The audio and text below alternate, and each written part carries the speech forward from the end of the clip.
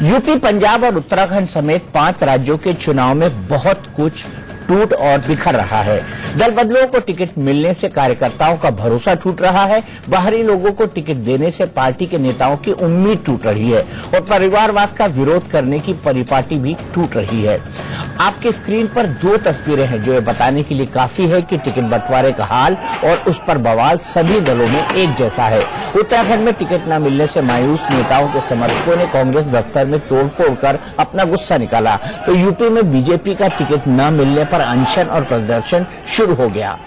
लेकिन जिस बात ने चुनाव में सबसे ज्यादा चौंकाया वो है बीजेपी की दूसरी लिस्ट। अब तक कांग्रेस और बाकी पार्टियों पर वंशवाद या परिवारवाद का आरोप लगाने वाली बीजेपी ने यूपी में कम से कम 15 सीटों पर नेताओं के बेटे बेटियों को टिकट थमा दिया है। यूपी में समाजवादी पार्टी का तो मतलब मुलायम परिवार ही है, लेकिन बीजेपी ने कल्याण सिंह के पोते, हुकुम सिंह की बेटी, राजनाथ सिंह के बेटे और कुछ महीने पहले तक बीएसपी में रहे स्वामी प्रसाद मौर्य के बेटे को भी उम्मीदवार बनाकर खुद को कटघरे में खड़ा कर दिया है। बीजेपी आप जानते हैं एक परंपरागत जो हिंदू समाज का जो कुरीतियां हैं उसकी पार्टी रही है, इसलिए वो खुद उसी विचार के हैं जो समाजवादी और कांग्रेस पार्टी कर रही है। इनमें कोई अंतर नहीं है, ये तीनों एक ही थैली के चट्टे बट्टे हैं, इसलिए एक ही तरह की परिवारवादी मानसिकता से ग्रस्त हैं, प्रेरित हैं और उस पर चल रही हैं। कुछ ऐसे नेता पुत्र है जिन्होंने लगातार भारतीय जनता पार्टी के संगठन में 10 साल से, 15 साल से, 8 साल से काम किया है। हम लोगों ने एक मोटा मोटा आकलन किया था कि कम से कम 10 वर्ष जो पार्टी संगठन का काम करते हैं उनके बारे में पार्टी अगर जीतने लायक होंगे तो विचार करेगी। जिनको टिकट मिला है उनको इसी आधार पर अवसर दिया गया है कि उन्होंने पार्टी का या तो काम किया है या तो उनकी लोकप्रियता क्षेत्र में इतनी रही है कि उनको टिकट देने से भाजपा की जीत सुनिश्चित होगी। तो क्या परिवारवाद अब किसी भी राजनीतिक पार्टी के लिए मुद्दा नहीं रह गया है? इसी पर बात करेंगे और हमारे साथ कई सारे खास मेहमान जुड़े हुए हैं। ब्रजेश पाठक जो कि बीजेपी के नेता हैं, लखनऊ से हमारे साथ जुड़े हुए हैं। मीम अफजल साहब जो कि कांग्रेस के राष्ट्रीय प्रवक्ता हैं, वो हमारे साथ दिल्ली से जुड़े हुए हैं। हमारे साथ समाजवादी पार्टी के उदयवीर सिंह जी हैं जो कि लखनऊ स्टूडियो से जुड़े हुए हैं और मेरे साथ वरिष्ठ पत्रकार विवेक अवस्थी हैं जिन्होंने उत्तर प्रदेश की राजनीति पर काफी पैनी नजर रखी है, वो दिल्ली से जुड़े हुए हैं। ब्रजेश जी, सबसे पहले आपके पास आना चाहूंगा, क्यों ऐसा हो रहा है कि आपकी पार्टी में दल बदलुओं या दूसरे दलों से आने वाले को टिकट दिया जा रहा है और बेटे बेटियों को तरजीह दी जा रही है, यानी परिवारवाद का मसला आप लोगों के लिए रहा ही नहीं? दीपक जी, आप मेरी आवाज सुन रहे हैं? जी बिल्कुल। दरअसल जो आप परिवारवाद का आरोप लगा रहे हैं, भारतीय जनता पार्टी सबसे ज्यादा शुचिता में भरोसा रखती है। जैसे अभी आपने देखा कि हमारे प्रदेश अध्यक्ष ने कहा कि जो कार्यकर्ता 8-10 वर्षों से, 15 वर्षों से लगातार पार्टी के लिए काम कर रहे हैं और उनकी जनता में स्वीकार्यता है और जनता ने उनको स्वीकार कर लिया है कि वो पार्टी के कार्यकर्ता हैं और उनको चुनाव जीतने की क्षमता है, तो पार्टी ने यदि उन्हें टिकट दिया तो इसे परिवारवाद नहीं कहा जा सकता। परिवारवाद उसे कहा जाना चाहिए या कहा जाता है जैसे कोई बच्चा किसी परिवार में जन्म ले, किसी जन्म लेने मात्र से उसकी अगर टिकट मिल जाए या उसे पार्टी में कोई पद दे दिया जाए, लोकसभा भेज दिया जाए, राज्यसभा भेज दिया जाए, विधान परिषद भेज दिया जाए, विधानसभा भेज दिया जाए, जिला पंचायत का अध्यक्ष बना दिया जाए, कोऑपरेटिव बैंक का अध्यक्ष बना दिया जाए, उसे परिवारवाद कहते हैं। सिर्फ किसी परिवार में पैदा होने से अगर ये सारे पद दिए जाते हैं तो परिवारवाद कहे जाते हैं। आप भी तो टिकट दे रहे हैं जनाब जिसके लिए मारामारी बची है, करता है आप भी परिवार वालों को टिकट दे रहे हैं जिसके लिए मारामारी बची है। ये परिवारवाद नहीं है क्या? ये कौन सी डेफिनेशन हुई ब्रजेश भाई? देखिए दीपक जी, आप अच्छी तरह जानते हैं कोई साथी अगर काम करके आगे बढ़ना चाहता है तो उसे रोकने का काम नहीं होना चाहिए। हाँ, अगर कोई बगैर काम किए जैसे ही वो किसी के घर में जन्म लेता है, किसी के घर का सदस्य बनता है, अगर उसको कोई पद दिया जाता है, टिकट दिया जाता है, तो इस पर आप आरोप लगा सकते हैं, कह सकते हैं। मीम अफजल साहब, आपको लगता है कि परिवारवाद का मुद्दा बीजेपी भूल गई है? सबसे ज्यादा आक्रमण आप ही पर हुए हैं परिवारवाद को लेकर और अभी भी परिवारवादी पार्टी कहा जाता है आपकी पार्टी को। जाहिर है वो सबसे बड़ा इल्जाम तो भारतीय जनता पार्टी हम पर ही लगाती है। और अभी आपने आज इस रिपोर्ट को दिखाया, कुछ आंकड़े भी दिए आपने। इससे पहले भी मैंने एक चैनल पर इसी तरह की बहस सुनी, जिसके अंदर पूरे देश के अंदर 40 से 50 लोग जो भारतीय जनता पार्टी के हैं वो किसी न किसी बड़े परिवार से आए हैं और वो बाकायदा परिवारवाद को आगे बढ़ाने का काम कर रहे हैं। मैं यहां पर एक बात कहना चाहता हूं, परिवारवाद की जब हम बात करते हैं तो हम थोड़ा सा इसमें अपना नजरिए को बहुत ज्यादा एक्सट्रीम पर ले जाते हैं। मैं ना तो किसी पॉलिटिशियन का बेटा हूं और ना मेरा बेटा कोई पॉलिटिक्स में है, लेकिन मेरा ये मानना है कि अगर इंटरेस्ट हो किसी बच्चे का सियासत में तो उसको काम करवाना चाहिए और अगर वो इस काबिल होगा तो आगे बढ़ेगा। देखिए, फिल्म लाइन के अंदर बहुत सारे लोग परिवार से आते हैं, लेकिन जब तक वो अपने आप को प्रूव नहीं करते वो आगे नहीं बढ़ सकते। इसी तरह पॉलिटिक्स में भी बहुत सारे ऐसे लोग हैं जिन्होंने अपने बेटों को इंट्रोड्यूस कराया। ये यकीनन एक बात है, एक एडवांटेज जरूर मिलता है पॉलिटिशियन, अगर बाप पॉलिटिशियन है तो उसको किसी हद तक थोड़ा बहुत फायदा जरूर मिलता है शुरू की स्टेज में, लेकिन आगे चल के नहीं मिलता है। मेरा ये मानना है कि भारतीय जनता पार्टी जिस तरह से दूसरों को निशाना बनाती है, कम से कम उसको तो ऐसा नहीं करना चाहिए।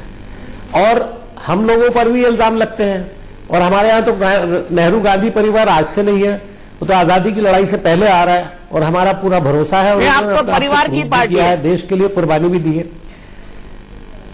नहीं, परिवार की पार्टी नहीं है ये पार्टी। एक परिवार को समझती है, उसको समझते हैं कि उन लोगों की कुर्बानी है, और वही वो लोग हैं जो हमारी पार्टी को एकजुट रखने में एक तरह से सक्षम है। ठीक है, उदयवीर इसके सिंह, अलावा बाकी पार्टी, उदयवीर सिंह जी, समाजवादी पार्टी की सबसे बड़ी दिक्कत है कि ये पार्टी भी परिवार से उपजी है।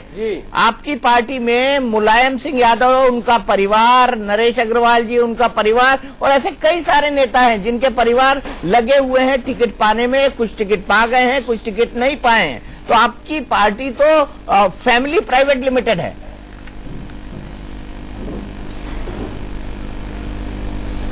मैं समझता हूं कि इस तरह का आकलन चौरसिया जी आप करें तो ये न्याय नहीं होगा, क्योंकि नेताजी के 5 भाई थे, उनमें केवल 2 लोग राजनीति में थे, और जो लोग नेताजी की राजनीतिक संघर्ष में उनके साथ संघर्ष करते रहे, चाहे रामगोपाल जी हो, चाहे शिवपाल सिंह जी हो, जो लोग संघर्ष करते रहे वो उनकी नेताजी की जैसे जैसे हैसियत बढ़ी, जैसे जैसे पार्टी का प्रभाव बना, वो भी नेता बने। परिवार के बाकी लोग अपना जो भी स्वाभाविक काम था वो करते थे। इसके अलावा कई बार इस तरह की चीजें दिखाई जाती हैं कि इतने उनके रिश्तेदार हैं। अब जो लोग पहले से राजनीति में हैं और उनके परिवार की कोई रिश्तेदारी नेताजी के परिवार के किस्से हो जाती है, तो उनको परिवार से जोड़ना ठीक नहीं होगा, क्योंकि उनकी पृष्ठभूमि पहले से राजनीतिक है, वो लोग एमएलए एमपी हैं। मैं दूसरी बात कहना चाहता हूँ, जो हमारे भाई कह रहे थे, चुनाव लड़वाया, यशपाल यादव जी को शाम को लिया। उदयवीर सिंह जी, एमएलए एमपी तो तभी बने ना जब आपने टिकट दिया। किसको लड़वाया चुनाव? अब शिकोहाबाद से आप रामगोपाल यादव के पहले से देख लीजिए, उनका क्या राजनीतिक अनुभव था। अपर्णा यादव को चुनाव लड़ा रहे, उनका क्या राजनीतिक अनुभव है? देखिए, कई बार पॉलिटिक्स, मैं बताता हूं। अपर्णा जी चुनाव लड़ने से पूर्व एक सामाजिक कार्यकर्ता के रूप में काफी काम कर चुकी हैं प्रदेश में, बगैर समाजवादी पार्टी के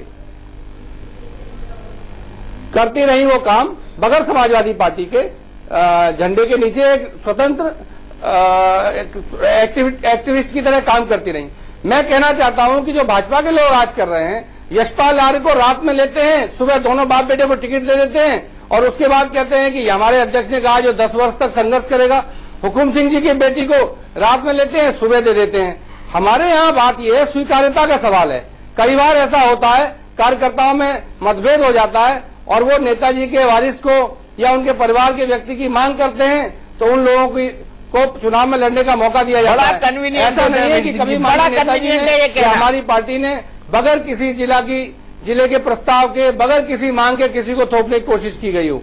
लेकिन जो लोग परिवारवाद के खिलाफ बात करते थे, हम पे आरोप लगाते थे, उनकी ऐसी क्या मजबूरी है कि वो लोग, क्या परिवारवाद अब मुद्दा नहीं रह गया विवेक? क्या मान के चले हम? क्योंकि हर आदमी अपने बेटे को, रिश्तेदार को सेट करने में लगा हुआ है। देखिए, और यही शब्द का इस्तेमाल मोदी जी ने किया। आपने जिस तरह का सवाल अभी उठाया है, अमूमन ये तीनों पार्टीज एक दूसरे पर वार करती दिखती हैं, हर मुद्दे पर, हर चीज पर एक दूसरे के आमने सामने खड़ी दिखती हैं, लेकिन इतना हास्यास्पद लग रहा है कि सब एक दूसरे को डिफेंड करने की कोशिश कर रहे हैं, एक दूसरे पर अटैक कर नहीं पा रहे हैं, क्योंकि हर आदमी उसी तरह से इस खेल में फंसा हुआ है। बिल्कुल, सब लोग डिफेंड करने में लगे। लेकिन विवेक, इसको देख के क्या लगता है, उत्तर प्रदेश में क्या परिवारों का प्रभाव है, या उत्तर प्रदेश में ही क्यों टिकट पाने के लिए लोग इतने लालायित रहते हैं, या वहां पर पॉलिटिक्स एक प्रोफेशन बन गया है?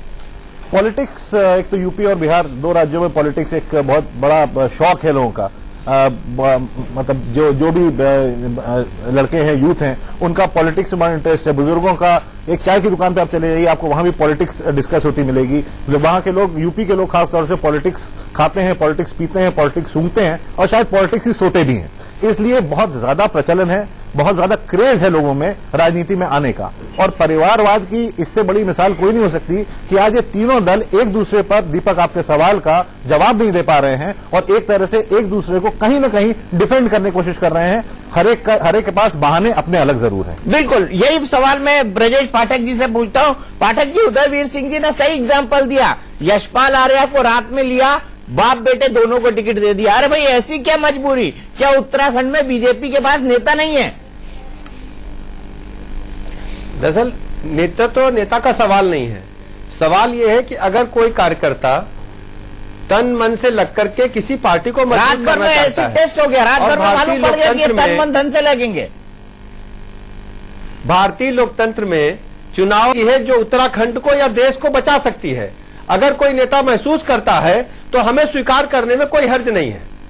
नहीं, आप तो किसी को भी स्वीकार कर लेंगे। आप बताइए, 13 ऐसे लोगों को टिकट दिया है उत्तराखंड में आपने, जो पार्टी बदल कर आए। भारतीय जनता पार्टी की नीतियों में, भारतीय जनता पार्टी की नीतियों में, रीतियों में अगर कोई व्यक्ति भरोसा रखता है, विश्वास करता है, तो उसे स्वीकार करने में हमें कोई हर्ज नहीं है। तो फिर आपके अनुशासन का पालन करना होगा। आपके पास फुटबॉल क्यों है? आपके पास एक मिनट ब्रजेश पाठक जी, आपके पास कांग्रेस या फिर समाजवादी पार्टी को उलाहना देने का, उनको ताने देने का कोई हक नहीं बचता, क्योंकि हमाम में सब नंगे हैं। दीपक जी, आप मेरी बात को दीपक जी, मैं या तो आपको बात समझा नहीं पा रहा हूं, मेरी बात को समझने का प्रयास करिए। देश नहीं समझ पा रहा है, तो देश नहीं पार्टी में काम करके आगे बढ़ना चाहता है, तो उसे पार्टी को टिकट देने में या कहीं एडजस्ट करने में कोई समस्या नहीं है। राजनाथ सिंह जी के सुपुत्र पंकज को यहाँ पर पैराशूट लैंडिंग करा दी गई। क्या आप ब्रजेश जी ये कहना चाहते हैं कि पिछले इतने साल से आपकी सिटिंग एमएलए हैं या विधायिका हैं आपकी, उन्होंने कोई काम ही नहीं किया, जो उनका टिकट एक झटके में काट दिया गया, और एक सेफ सीट जो जिनके बारे में आप चर्चा कर रहे हैं, वो विगत को आपने 10 वर्ष दिया राजनाथ सिंह जी के बेटे को, और जिनके बारे में आप चर्चा कर रहे हैं, विगत 10 वर्षों से कार्यकर्ता की बात कठिन मेहनत करके आगे बढ़ने का काम कर रहे हैं उदयवीर सिंह जी, और वो नौजवान हैं और आगे बढ़ना चाहते हैं, पार्टी के लिए काम करना चाहते हैं, तो उन्हें स्वीकार करने में जनता को भी कोई दिक्कत नहीं है। उदयवीर सिंह जी, बताएं, सबसे बड़ा सवाल यहाँ पर यह है कि अब तो परिवारवाद उत्तर प्रदेश के चुनाव में मुद्दा ही नहीं रह गया है।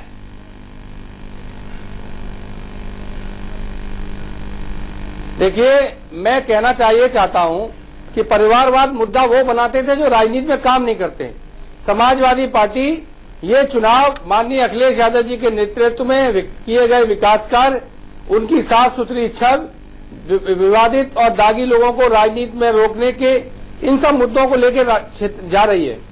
जिन लोगों पे कोई मुद्दे नहीं होते थे, जनता के सवाल नहीं होते थे, जनता के लिए बीच में जाते नहीं थे, वो इस तरह के आरोप लगाकर राजनीति करते थे। मेरा मानना यह है कि अगर परिवारवाद गलत है तो आप जनता में रखिए, जनता रिजेक्ट कर देगी।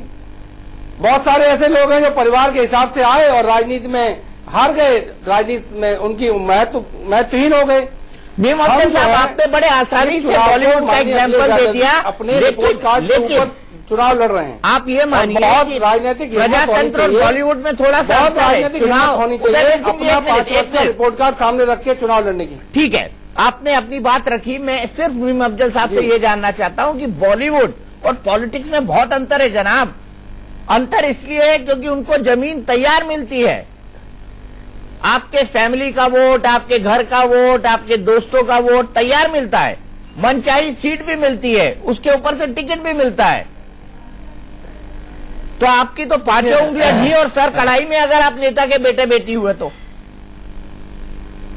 देखिए दीपक जी, आपने जो बड़ा सवाल किया कि ये कोई मुद्दा नहीं रह गया, ये यकीनन हर चुनाव के अंदर ये मुद्दा उठाता है, मीडिया उठाता है और हर बार इस पर बहस होती है।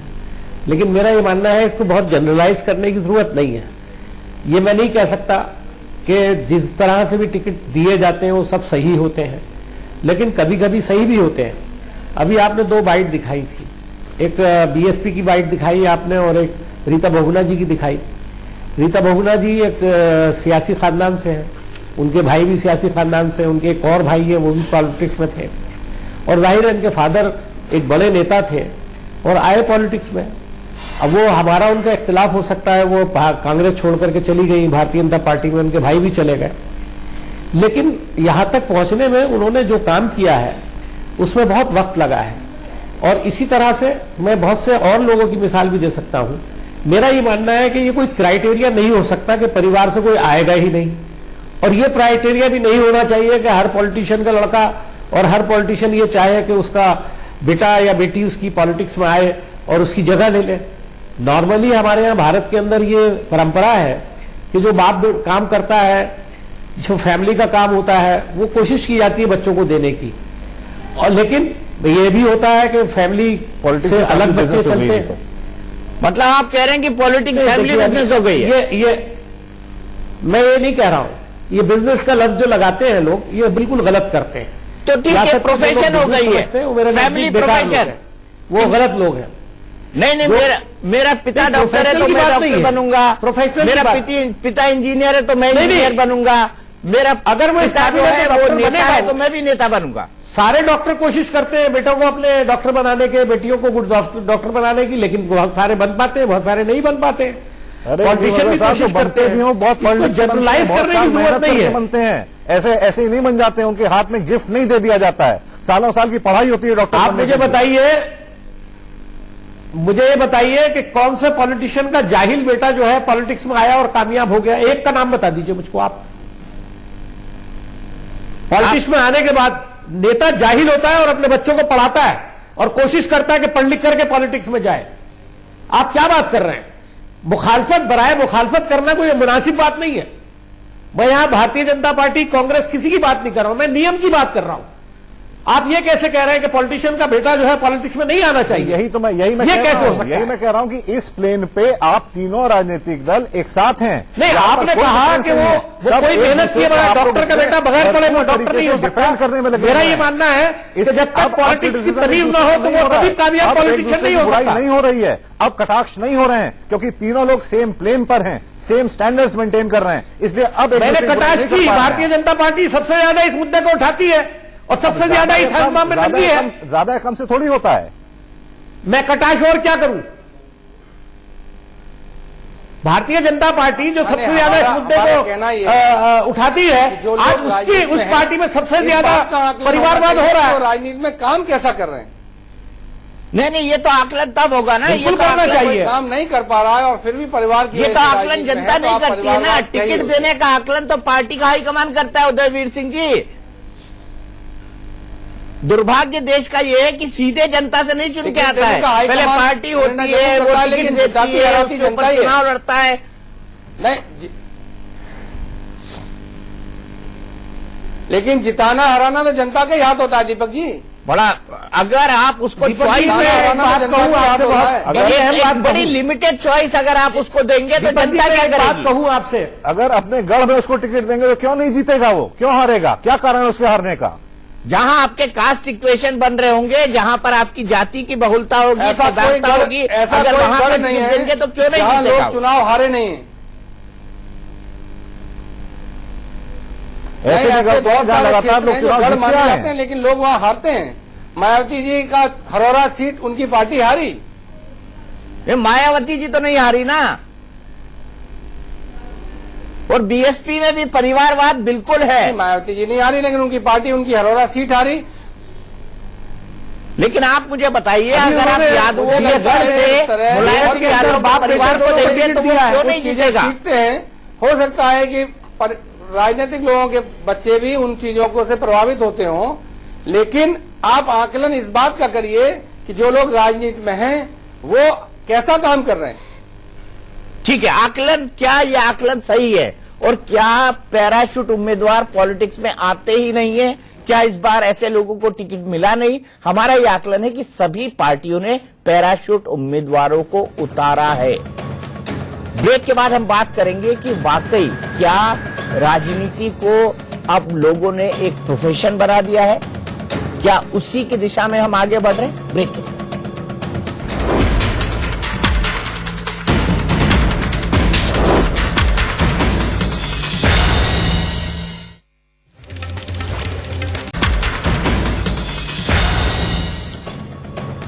अपने परिवार को सेट करना ही असली राजनीति है और अब क्या एक फैमिली बिजनेस की तरह बन गई है पॉलिटिक्स। इसी पर हम बात कर रहे हैं क्योंकि सभी पार्टियों ने, किसी एक पार्टी की बात नहीं कर रहे हैं, वो चाहे बीएसपी हो, वो चाहे समाजवादी पार्टी हो, वो चाहे कांग्रेस हो, वो चाहे बीजेपी हो, सभी लोग परिवारवाद के मुद्दे को भूल चुके हैं और अपने अपने परिवारों को आगे बढ़ा रहे हैं। ब्रजेश पाठक जी, मैं आपको एक पीएम साहब का एग्जाम्पल देता हूं। पीएम साहब ने राष्ट्रीय कार्यकारिणी में साफ साफ कहा था, उन्होंने कहा था कि लोग अपने परिवार वालों के लिए टिकट न मांगे, लेकिन अब तो रूल ही बदल गया। जैसे हुकुम सिंह की बेटी है, हुकुम सिंह की बेटी जो है वो एकदम से पैराशूट की तरह राजनीति में आती है और उनको टिकट मिल जाता है। दरअसल दीपक जी मैंने पहले भी आपसे कहा कि जो कार्यकर्ता विगत 8, 10, 15 वर्षों से लगातार पार्टी के लिए काम कर रहा है और अगर उसको पार्टी एडजस्ट करती है किसी पद जाना चाहिए। क्या कहा जाना चाहिए फिर? कैंडिडेट हमारे यहाँ कोई नहीं है, सारे के सारे कैंडिडेट जो घोषित हुए हैं वो पहले से ही पार्टी में निर्बाध रूप से काम कर रहे थे। अच्छा ये बताइए, स्वामी प्रसाद मौर्य कितने साल से पार्टी में काम कर रहे थे आपकी पार्टी में? स्वामी प्रसाद मौर्य जी ने जब पार्टी ज्वाइन की उससे पहले 2012 के चुनाव में मौर्य जी भी विधानसभा का चुनाव लड़े थे और जीते थे और उनका बेटा उत्कर्ष मौर्य भी चुनाव लड़ा था और मात्र कुछ मतों से हार गया था और वो लगातार अपने क्षेत्र में जनता के बीच में लड़ रहा था, संघर्ष कर रहा था। यदि कोई साथी जनता के बीच में संघर्ष करके आगे आना चाहता है तो पार्टी उसे पीछे करने का काम नहीं कर सकती, उसका सम्मान करते हुए उसको आगे बढ़ाने का काम करती है। जनता के बीच संघर्ष कर रहा था, इसको कौन डिफाइन करेगा? क्योंकि विवेक, सबसे जो बड़ी बात है वो पार्टी का टिकट मिल रहा है, उसी के बाद। दीपक जी मैं कहना चाहता हूं जी, बताइए। जिन मौर्य साहब के बारे में आप कह रहे हैं, रायबरेली में जाकर आप पता कर सकते हैं कि उनका बेटा लगातार जनता के बीच में था कि नहीं था। विवेक, देखिए था या नहीं था ये तो समय बीत चुका है। जब टिकट दिया जाता है उस समय उसके लिए एक प्रॉक्सी तैयार कर ली जाती है, उसके लिए कोई ग्राउंड तैयार कर लिए जाते हैं और कार्यकर्ताओं को बताया जाता है कि इसको हमने टिकट इस वजह से दिया है। तो वजह कोई भी हो सकती है, जिसको टिकट मिलना था उसे मिल गया, जिसे नहीं मिलना था उसे नहीं मिला। जिनको ऐसे भी बहुत सारे लोग हैं जिन्होंने दसियों साल काम किया है और आज भी वो टिकट के लिए खड़े रहते हैं, लाइन लगे रहते हैं, हल्ला करते रहते हैं, पैरोकारी करते रहते हैं, नेताओं से सिफारिश करते रहते हैं, लेकिन उनको टिकट नहीं मिलता क्योंकि उनके पीछे ऐसा कोई व्यक्ति नहीं है जो उनको बैक करे और उनको आगे तक लेके जाए। बिल्कुल, ये स्थिति तो हम देखते हैं। लेकिन उदयवीर सिंह जी, आप मुझे ये बताइए कि चुनाव में तो आदमी तभी जाता है ना जब पार्टी टिकट दे देती है। अनफॉर्चुनेटली हमारे यहाँ जो सिस्टम है वो इसी तरह का है। हमारे यहाँ इंडिपेंडेंट लोग खड़े होकर चुनाव नहीं निकाल सकते हैं क्योंकि चुनाव में धनबल लगता है, बाहुबल लगता है, आपकी जात लगती है और बहुत सारी और चीजें लगती है। उसमें मैं जाना नहीं चाहता। दीपक जी, 2-3 बातों पे आप ध्यान दीजिए। जब किसी व्यक्ति को टिकट मिलता है तो वो अकेला चुनाव नहीं लड़ता है, उसका परिवार पूरा चुनाव लड़ता है, माँ बाप भाई बहन सब प्रचार करते हैं। जब वो अपने क्षेत्र में नहीं होता है तो परिवार के लोगों से इंटरेक्शन में आते हैं, वो स्वाभाविक रूप से राजनीति में आ जाते हैं। और जहां तक पैराशूट उम्मीदवारों का सवाल है, बहुत सारे फिल्म के लोगों को, बहुत सारे सामाजिक कार्यकर्ताओं को रातों रात पार्टियां उम्मीदवार बनाती हैं बगैर किसी पारिवारिक पृष्ठभूमि के, राजनीतिक पृष्ठभूमि के। चुनाव में विनेबिलिटी भी एक बड़ा फैक्टर है। चुनाव जीतेगा कौन, जनता में किसकी स्वीकार्यता हो सकती है। कार्यकर्ताओं के सामने कोई ऐसी स्थिति आती है कि हम किसी उम्मीदवार को लड़ाते हैं और वो चुनाव हार जाएगा, और अगर हम किसी की मदद लेके कोई फिल्म का व्यक्ति, कोई सामाजिक कार्यकर्ता हम लड़ाते हैं तो वो जीत जाएगा, तो उनको भी स्वीकार कर लिया जाता है। इसी तरह मैं समझता हूं कि राजनीतिक परिवारों के लोग भी बेहतर चुनाव लड़ पाएंगे, ऐसा कार्यकर्ता लोग जब समझते हैं तो मांग करते हैं और ऐसे लोग चुनाव में आते हैं। और अगर पार्टियां गलत निर्णय लेती हैं तो ऐसे लोग बुरी तरह हार भी जाते हैं। माननीय कल्याण सिंह के परिवार को देखिए, लगातार हार रहा है, कई चुनाव हार चुके। बहुत सारे परिवार ऐसे हैं जो हार भी रहे हैं और जीत भी रहे हैं। तो मेरा मानना यह है कि एकदम स्ट्रिक्ट लाइन खींचना, पॉलिटिक्स ही एक ऐसा काम है जिसमें जो लोग हैं उनका पूरा परिवार इन्वॉल्व होता है। ये 9 to 5 का बिजनेस नहीं है कि 9 बजे आपने ऑफिस खोला और 5 बजे आप चले गए जैसे दूसरे प्रोफेशनल्स करते हैं। ये एक ऐसी प्रक्रिया है जो 24 आवर्स आदमी लगा रहता है, 24 घंटे लगा रहता है और परिवार स्वाभाविक रूप से उसमें शामिल हो जाता है। अच्छा, मुझे ये बताइए मीर अफजल साहब, बड़ी लाइन ठीक है सिंह साहब, ठीक है, आपने एक आर्गुमेंट दिया। जरूरत यह है कि जो दो तरह की राजनीति करते थे, जो लोग इसकी बुराई करते थे, उन्होंने क्यों स्वीकार कर लिया? अच्छा, उन्होंने क्यों स्वीकार कर लिया? वही वो लोग ये बताएं, ये मान लें कि वो गलत बुराई करते थे, उन्होंने क्यों स्वीकार कर लिया? ये एक नया जस्टिफिकेशन है, इसको ऐसे जस्टिफाई किया जा रहा है, परिवारवाद के साथ विनेबिलिटी को जोड़ दिया गया। हाँ, सिर्फ जिताऊ उम्मीदवारों के नाम पे परिवारवाद को जस्टिफाई किया जा रहा है। बिल्कुल। तो आप बताइए, क्या ये जस्टिफाई करना मीर अफजल साहब ठीक है? की बात कर रहा हूं मैं। बहुत सारे लोग ऐसे हैं जो परिवार के नहीं हैं, लेकिन रातों रात चुनाव लड़ते हैं, जीत जाते हैं। राजेश खन्ना राजनीति में आए, बहुत सारे लोग आए, माधवराव सिंधिया आए, उन्होंने अटल जी को हरा दिया। बहुत सारे लोग ऐसे आते रहे। ठीक है मीर अफजल साहब, क्या जिताऊ उम्मीदवार के नाम पर परिवारवाद को जस्टिफाई करना, इसको आप ठीक मानते हैं? नहीं, ये बात मेरे ख्याल में ठीक नहीं है। मेरा ये मानना है कि बहुत ही स्ट्रिक्ट आप कुछ भी नहीं कर सकते। किसी भी प्रोफेशन में आप ये नहीं कह सकते कि परिवार के आदमी को आना चाहिए और किसी भी प्रोफेशन में ये नहीं कह सकते कि परिवार के आदमी को नहीं आना चाहिए। इसमें बुनियादी तौर पर मैंने शुरू में पहले जुमले में कहा था, आपसे याद होगा आपको, मैंने कहा था कि जो पॉलिटिशियंस के बेटे बाटियां होते हैं उनको शुरू में एक एडवांटेज जरूर मिलता है, और ये इसी प्रोफेशन में नहीं है, बाकी प्रोफेशंस के अंदर भी होता है। आप जर्नलिज्म में हैं, मैंने मैं अपनी बात नहीं कर रहा हूं, आप जैसे बहुत सारे मेरे दोस्त हैं जिन्होंने जर्नलिज्म से अपने बच्चों को जर्नलिज्म पढ़ाया, कोशिश की कि वो उसमें निकले। उनमें से कुछ आगे बढ़ गए और कुछ जो है उसमें आगे नहीं बढ़ सके, वो अपने आप को प्रूव नहीं कर सके। तो इस तरह से अगर कोई पॉलिटिशियन अपने बेटे को आगे बढ़ाना चाहता है, बेटी को आगे बढ़ाना चाहता है और उसका इंटरेस्ट है, बुनियादी बात यह है कि हमें उन बच्चों से पूछना चाहिए कि वो क्या चाहते हैं।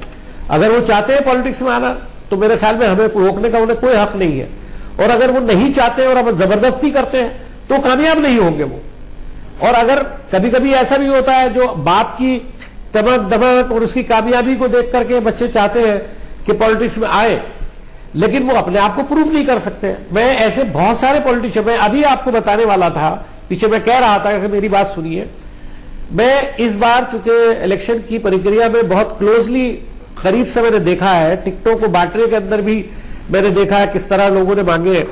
तो कांग्रेस पार्टी में उत्तर प्रदेश में कम से कम 20-25 ऐसे पॉलिटिशियन हैं जो अपने बच्चों को या अपने परिवार के किसी आदमी को टिकट देना चाहते हैं। उसमें ज्यादातर को नाकामी हुई है। मैं ये नहीं कह रहा हूं कि 100% अब कामयाब हुए हैं, ज्यादातर को नाकामी हुई है। इसलिए वो जो अभी एक बात कही गई कि क्या वो पहले से पॉलिटिक्स में कुछ काम भी कर रहे थे या नहीं कर रहे थे, तो पता लगा नहीं कर रहे थे। तो अगर वो नहीं कर रहे थे तो फिर अचानक उनको टिकट नहीं दिया जाना चाहिए। ये मैं ईमानदारी के साथ महसूस करता हूं। ब्रजेश पाठक, कोई बच्चा 8-10 साल से, 5 साल से, 6 साल से पॉलिटिक्स में एक्टिव है, उसको मिलना चाहिए। ठीक है। मेरे एक दोस्त है जो पॉलिटिशियन है, वो ज्यादा कामयाब पॉलिटिशियन नहीं है, उनका बेटा पिछले 7-8 साल से यूथ कांग्रेस में काम कर रहा है, और मैं समझता हूं कि उसको टिकट मिलना चाहिए। लेकिन जब टिकट मिलेगा तो वो पता लगेगा कि बाप के खाते में चला जाएगा, जो गलत होगा। चलिए ठीक है, मैंने आर्गुमेंट के लिए आपका यह तर्क माना कि अगर लड़का या लड़की क्षेत्र में काम कर रहे हैं या कॉन्स्टिट्यूएंसी में या जनता के बीच काम कर रहे हैं तो उनको टिकट मिलना चाहिए, ये आप आर्गुमेंट दे रहे हैं। लेकिन सवाल तब उठता है ब्रजेश पाठक जी, जब नरेंद्र मोदी जी जो कि प्रधानमंत्री हैं, वो बिहार के चुनाव की रैली में लालू यादव पर आरोप लगाते हैं कि भाई वो तो अपने बेटे और बेटियों को सेट कर रहे हैं। तो बीजेपी भी यही कर रही है, बेटे और बेटियों को सेट कर रही है अपने परिवार के लोगों के।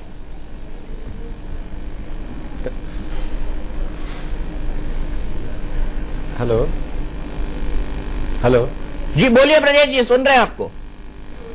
हेलो। दरअसल माननीय प्रधानमंत्री जी ने बिहार के संदर्भ में कहा था कि लालू यादव जो अपनी जमीन खो चुके थे, बिहार में लगभग समाप्त हो चुके थे, तो उन्होंने अपने बच्चों के माध्यम से अपनी राजनीति को जिंदा करते हुए दोनों बच्चों को सरकार में सेट करने का काम किया। माननीय प्रधानमंत्री जी ने उस संदर्भ में कहा था। यहां मैं पुनः फिर वही बात दोहराना चाहूंगा, कोई भी साथी अगर काम कर रहा है तो उसे आगे बढ़ाने में कहीं कोई हर्ज नहीं है।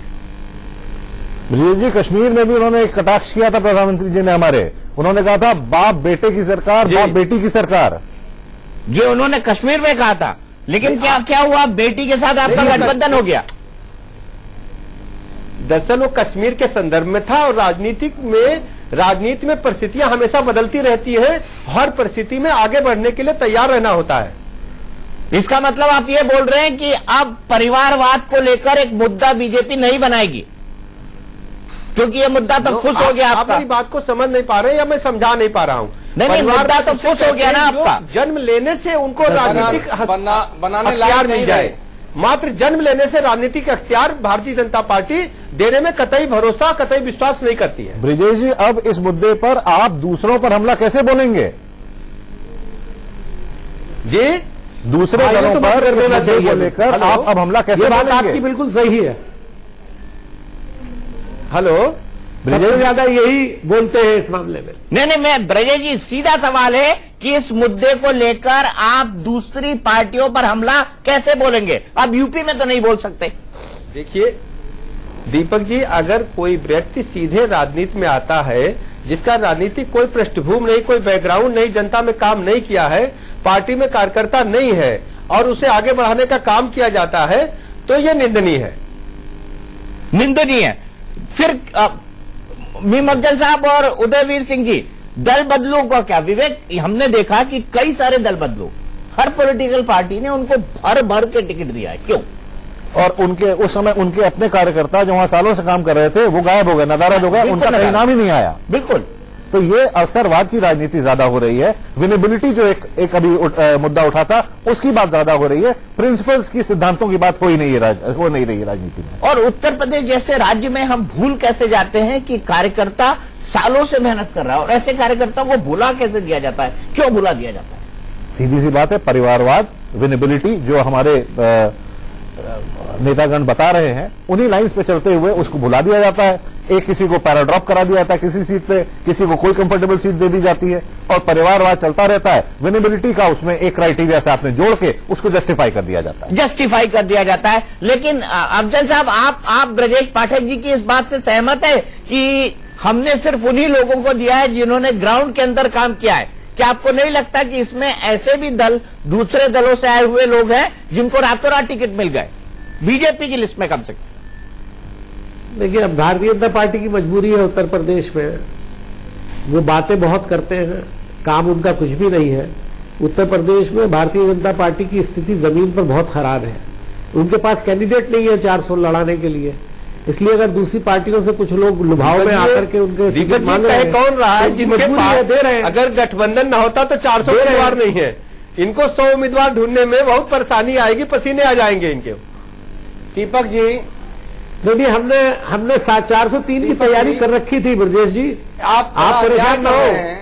अगर हमको 403 अफजल साहब, आप जानते हैं, आप अपने सीने पर हाथ रख के कह दीजिए 403 पे अगर आप अकेले लड़ते खुद ही तो बेचारे कितनी बचपा के सीटें आए आती? हैं। लेकिन लेकिन आपकी तरह से हमने लोगों को तोड़ के अपने यहाँ नहीं बुलाया। इसलिए आपने झुक करके गठबंधन किया है। उदयवीर सिंह जी, आप कुछ इसमें कह रहे झुकने थे? की कोई बात नहीं है, असल में आपको झुकाने का मामला है।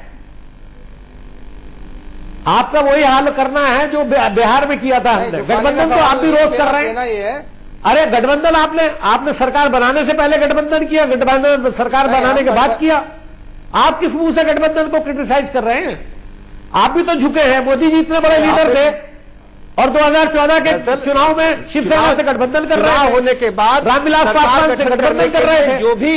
जो भी विकल्प आप मुझे आएगा, बताइए, उसे चुना आपने जाना तो बहुत छोटी-छोटी पार्टियों के आगे घुटने टेके हैं। आपका भी फर्ज है, मेरा भी फर्ज है। इतने बड़े नेता के साथ आप चल रहे थे और आप छोटे छोटे नेताओं के सामने घुटने टेक रहे थे। लोकतंत्र में चुनाव के बाद सरकार के गठन को लेकर गठबंधन कर रहे हैं तो बुरा है। अरे आपको गठबंधन आप गठबंधन की वजह से परेशान है, इसलिए आप ये सब बोल रहे हैं। आपको हराने के लिए नहीं है मुद्दा, किसी से भी गठबंधन विधानसभा ऐसे ही पड़ी रहेगी, कोई सरकार नहीं बनेगी। हमें प्रथम द्वितीय तृतीय विकल्प चुनने होंगे, जो बेहतर विकल्प देश हित में होगा, जनहित में होगा, उसे चुनना होगा। नहीं वो तो ठीक है, हम कहाँ बोल रहे हैं, हम जनता से यही अपील करते हैं कि जो देश के लिए जनता के लिए बेहतर विकल्प हो वही चुने। लेकिन जो मुद्दा है परिवारवाद और दल बदल का, उदयवीर सिंह जी आपको क्या लगता है बीजेपी ने इतने दल बदलुओं को क्यों टिकट दिया? जी जी, क्योंकि सबसे ज्यादा खतरे में है ये लोग। देखिए, भारतीय जनता पार्टी के अंदर एक ऐसी लीडरशिप आ गई है जो डिक्टेटोरियल है, जो उससे डायरेक्ट बात कर लेता है, सेट हो जाता है, उसको ये लोग बढ़ाते हैं। इन लोगों ने, इनको अपने कार्यकर्ताओं पर भरोसा नहीं था, इन लोगों ने 50 लोगों को टिकट बाहर से लाके दिया और ये लोग बात कर रहे हैं हर विधानसभा में मजबूत होने की। और मैं एक बात आपसे कह दूं, दल के अंदर अगर अपने नेता में भरोसा होता है कार्यकर्ता का, तो सिर्फ विधानसभा चुनाव या लोकसभा चुनाव ही एडजस्टमेंट नहीं होता। लोगों को संगठन में सम्मान मिलता है, लोगों को सरकार में सम्मान मिलता है। मैं आपके सामने एक एमएलसी बन के बैठा हूं, मेरे परिवार में कोई प्रधान नहीं रहा। समाजवादी पार्टी ने बड़े गर्व के साथ कहता हूं, माननीय नेताजी ने और माननीय अखिलेश जी ने सबसे ज्यादा छात्र राजनीति से आए लोग, ऐसे लोग जिनका पारिवारिक कोई बैकग्राउंड नहीं था, लेकिन उन्होंने पार्टी संगठन में काम किया, उन्हें विधान परिषद में भेजा, राज्यसभा में भेजा और कमाल हमारी पार्टी ने आगे बढ़ाया। तो सवाल ये, परिवार के एक सदस्य के लड़ने से पार्टी के कार्यकर्ताओं का सम्मान ऊपर नीचे नहीं होता। बहुत जगह संगठन को एडजस्ट किया जाता है, सरकार में एडजस्ट किया जाता है, लोगों को मौका मिलता है। हम लोग इसी तरह मौका पाए। नहीं, ये एडजस्ट करना कह सकते जनाब, सिर्फ नारे, खोखले नारे और वादों के मुझे ये नहीं समझ आ रहा है एडजस्ट क्यों किया जाता है। कुछ है, इन पे कोई मुद्दा नहीं था। एक मिनट में एडजस्ट तो मजबूरी में किया जाता है। क्या मैं कह रहा हूं, आपने कहा कि संगठन में एडजस्ट करते हैं, सरकार में एडजस्ट करते हैं, भाई एडजस्ट तो मजबूरी में करते हैं। नहीं, मजबूरी नहीं होती। एक विधायक और एक एमएलसी में कोई अंतर नहीं होता, दोनों विधायक होते हैं। एमएलए 5 साल रहता है, मेरा 6 साल का कार्यकाल है। सवाल ये नहीं है। नहीं, आप सवाल को घुमा रहे हैं। मैं सिर्फ इतना बोल रहा हूं, ये शब्द क्या ठीक है एडजस्ट करना? नहीं, एडजस्ट तो मजबूरी में किया जाता है, चाहे पार्टी में चाहे संगठन में। एडजस्ट का मतलब यह है कि मजबूरी में नहीं किया जाता, मजबूरी में नहीं किया जाता। हर सीट पे 6-6, 7-7, 10-10 लोग टिकट मांगते हैं, टिकट एक को ही मिलता है, तो बाकियों को दूसरी जगह सम्मान दिया जाता है। चलिए विवेक, आखिरी सवाल, आपको क्या लगता है कि उत्तर प्रदेश के इन चुनाव में जिस तेजी से दल बदल की प्रक्रिया चुनाव से 3-4 महीने पहले शुरू होती है, क्या चुनाव के खत्म होते होते ये लोग डिसिसिव फैक्टर बन पाएंगे क्या? देखिए, क्योंकि विनेबिलिटी को साथ में जोड़ दिया गया है और हर पार्टी ये देख के अपने उम्मीदवार परिवारवाद के साथ विनेबिलिटी को जोड़ के लेके आ रही है, जाहिर सी बात है कि अपने स्ट्रांग होल्ड से टिकट दिया जा रहा है, पैरा ड्रॉप किया जा रहा है, ऐसी सेफ सीट्स पे दिया जा रहा है जहां से उनके हारने की संभावनाएं कम। इसलिए लगता तो यही अभी तक कि आने वाले समय में इनमें से अधिकांश कैंडिडेट जो हैं जीत के आएंगे, क्योंकि उनको बहुत कंफर्टेबल प्लेसिंग दी गई है अभी तक बहुत कंफर्टेबल प्लेसिंग है। लेकिन क्या होता है, उत्तर प्रदेश के अंदर एक मजबूत सरकार बनती है या उत्तर प्रदेश में एक मजबूत सरकार बनती है, इस पर इंडिया न्यूज की निगाह लगातार बनी रहेगी। टुनाइट में आज के लिए इतना ही।